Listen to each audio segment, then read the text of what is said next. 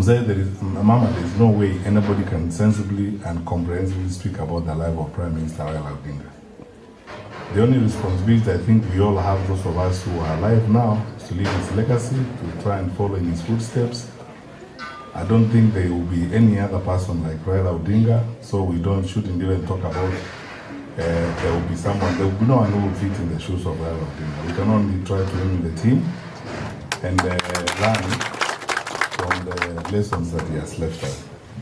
I would like to request Mama that on behalf of all these wonderful people who are here and many others who are not here, especially the younger groups of academics from Kisii and researchers and others, that when you put up the Raila Odinga Memorial Library and the Raila Odinga Institute and the big foundation, these people have a lot to contribute to put in. As I told you, our soapstone covers are working on something.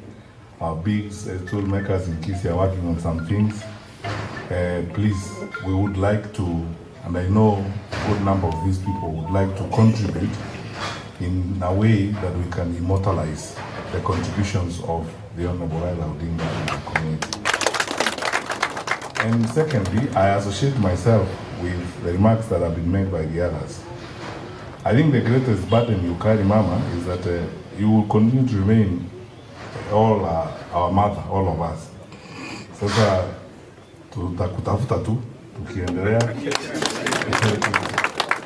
tunaongea na wewe, tunakuja kwa maombi, na blessings na vitu zote hapa, kwa sababu mzee alituonyesha hivyo. That he was right, tulikuwa sisi tunafuata, na alikuwa anatufundisha. And those of you who are young leaders, like my wonderful people here, Kesairo and Kibagendi and Engineer Obadia, Shimio Obiri, the best thing we can do to Raila is one, do everything we can to erase tribal boundaries in this country. The story of tribes is primitive.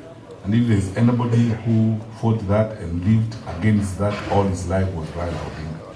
If you really love Raila, your war against the tribal lines must be bold, strong, and pronounced, so that we say we build Kenya. Raila was leading Project Kenya. That is what we should all be focusing on, and work very hard to ensure that we pull people together, we close ranks. And as has been demonstrated here, when you live that way, everyone loves you. Look at what has happened in this country.